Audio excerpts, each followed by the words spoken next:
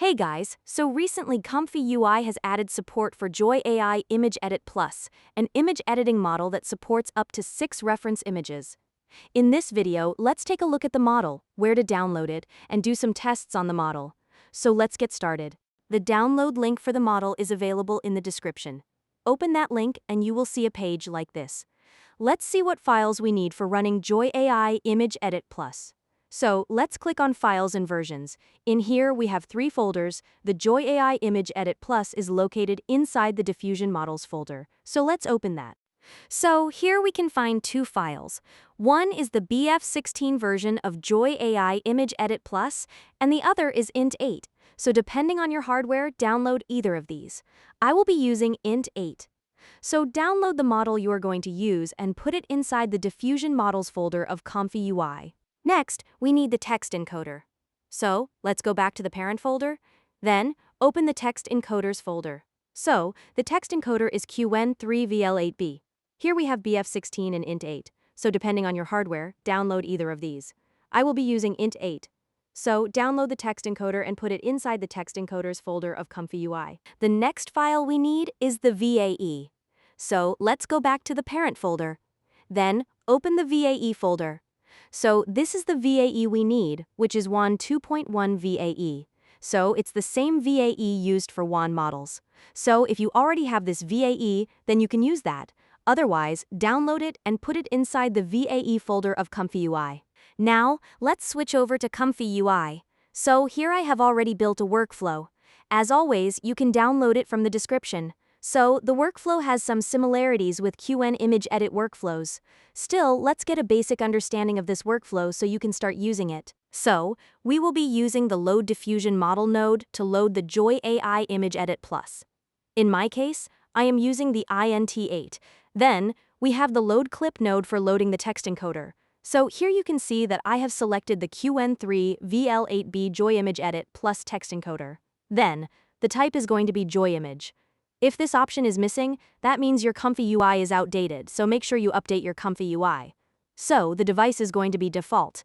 Then, the Load VAE node for loading the WAN 2.1 VAE. Then, let's focus on the prompt. So, if you have updated your ComfyUI, you will get a new node for using with JoyAI Image Edit. So, the node is called Text Encode JoyImage Edit.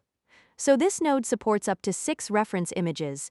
And also, remember the image inputs counting starts from 0, so it can confuse you sometimes. And I have connected all the image inputs to different image loaders. Some image loaders are in bypass mode. So our first image editing task is going to be multi-reference editing. So we are going to use 4 reference images for this editing task. So here I wrote, the woman wearing the brown jacket, black shoes, and the hat. So I have mentioned the objects from different reference images that I want to be added to the first image. Then about the negative prompt. Well, we can write some words related to things that we don't want to appear in the output image. Here I wrote just bad quality. Then let's focus on the image loaders. So the first image loader will be used for loading the main image, and the other image loaders are for loading images that contain different objects or backgrounds. So I found out that this image editing model performs better with 1024 square images. But since we have not loaded a square image, we have to do something to make it 1024 square. So, not only do we have to rescale the image to 1024, but also either crop the image or, if we want to keep all the elements of the image, add a black padding to it. So, I will be using the Resize Image v2 node from the KJ Node's custom node pack to rescale the image to 1024 and also add black padding to the rescaled image so we can preserve all the elements. So, the rescaled image is then sent to image 0 inputs of both the text encode JoyImage Edit positive prompt and negative prompt. And also, the mask output of Resize Image v2 is used to avoid changes in the padded area. So, this is how it goes. The mask coming from Resize Image v2 will be inverted by using the Invert Mask node. Then, we are going to combine it with the latent generated from the first image using the VAE encode node. For combining the mask with the latent, we will be using Set Latent Noise Mask. So, the latent combined with the mask is then sent to the K-samper. Also, we are going to use the inverted mask to remove the black padding from the output image. Then, focusing on Load Image 2, I have loaded a jacket for replacing the woman's sweater. And because I thought loading large resolution images might be slowing down generation, that's why I added the Scale Image to Totals Pixels node. Currently, it's in bypass mode. So, in case you want to lower the resolution of loaded images, you can use this node. So, in the third image loader, I have loaded an image containing shoes. So, Load Image 3 is connected to the image 2 inputs of both positive and negative prompts. Then, in Load Image 4, I have loaded an image containing a hat. And also know this, using multiple reference images actually slows down the generation. So, in this video, I am only going to do one example of multi-reference editing. So, the other two image loaders are going to stay in bypass mode. And in here, you can see that I have combined the inverted mask with the latent using the Set Latent Noise Mask node. Doing so, we can avoid changes in the padded area of the main image. Remember, this is not for in-painting, because we usually use this node for doing in-painting, but not on this workflow. So simply put, the rescaled main image is transformed into a latent using the VAE encode node. Then we will combine the latent with the mask using the Set Latent Noise Mask node to avoid changes in the padded areas. And if you want to add changes to the padded area, then use the empty SD3 latent image node instead of this node. Because I learned that the model can actually do outpainting too, but it still needs more tests to see how much it can do. Then, let's focus on the K-samper. So here I am using a random seed. The steps are going to be 20. If we want to improve the quality, we can try 30 steps. Remember, more steps increase the generation time. CFG is going to be 4. Then, the sampler is going to be Euler. The scheduler is going to be normal, denoise 1.0.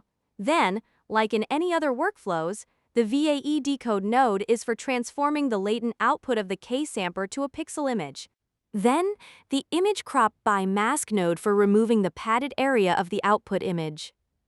Then, the save image node for saving images. Then, the image comparer for comparing the output image with the main image. Now that you have an idea about this workflow, let's try our first image editing task. So, as I said before, the first is going to be multi-reference editing. So, in the prompt, as I said before, I wrote, the woman wearing the brown jacket, black shoes, and the hat. So, in other image editing workflows, we often mention the reference image number, but in this case, we only mention the elements of the reference images. Now, let's hit generation and see the result. So, here is the result. Let's take a look at the result. Well, as you can see here, we got a nice result. I don't see any pixel drifting in it. But there are some minor issues, especially with the hands, and also the bag has changed. Overall, it's a good edit. Now, let's try another editing task. I am going to put these 3 image loaders in bypass mode as we don't need them, which can speed up the generation. Now, let's load a different image. So, I'm going to choose this image. So, this is an empty room. Let's add some elements into this. So, in the prompt, let's type, furnish the room with a TV, a sofa, and other furniture. Now let's hit generation. So here is the result. Now let's take a look at the result. Well, if we compare it with the original, we can see that it's a nicely done edit. And there's a slight issue with the fan. But overall, it's a good one. And if we look at the generation time, you can see that this was faster than the previous generation. The previous generation took around 10 minutes, and this took around 3 minutes. Now, let's take a look at removing objects from an image. So, let's choose a different image. I'm going to remove these 2 people from the image. So in the prompt, let's type, remove the people from the scene. Now, let's hit generation and see the result. So, here is the result. I think the model did a good job at removing people. Now, let's try another image editing task, for example, replacing the background. So, let's choose a different image. So, here we are going to replace the white background with a forest. So, in the prompt, let's type, replace the white background with a forest and relight it to fit the forest. Now, let's hit generation. So, here is the result. Well, I do like the background replacement, and the relighting of objects to fit the new background. But doesn't it feel slightly off? Especially, I think the relighting needs improvement. Now, let's try changing the image into an anime art style. So in the prompt, let's type, transform the image into anime art style. Now, let's hit generation and see the result. Here is the result. Let's take a look at the result. I think it's a nice result. Now, let's load another image and change the time of the image. So, we are going to turn this night image into a day image. So in the prompt, let's type, transform the scene into a day scene, keep the objects. Now, let's hit generation and see the results. So, here is the result we got. It's a nice one, but the element's position does not match with the original. Other than that, I think it's a good one. What do you guys think about this? Please let me know in the comment section. Now, let's load a different image and try another editing task. So, we are going to change the season of this image. In the prompt, let's type, transform this scene into a winter season, keep camera angle unchanged. Now, let's hit generation and see the result. Here is the result we got. It's a good one, but there are some issues. For example, the camera position has changed. There are new elements in the image. Now, let's load a different image. So, what about making the woman smile? So in the prompt, let's type, change her expression to a warm smile while preserving her identity, hairstyle, and clothing. Now, let's hit generation and see the result. Here is the result. So there are minor differences between the original and the edited one, but not that bad. So now let's load another image and do another editing task. So let's replace this cat with a puppy. In the positive prompt, let's type, replace the cat with a puppy, and let's hit generation and see the result. Okay, here is the result. Well, this is a nicely done edit. As you can see here, the cat is fully replaced with a puppy. Now let's take a look at some other features that make this model stand out from other editing models. One is object rotation. So you can rotate an object in an image with specific prompts. For that, you can use this prompt template.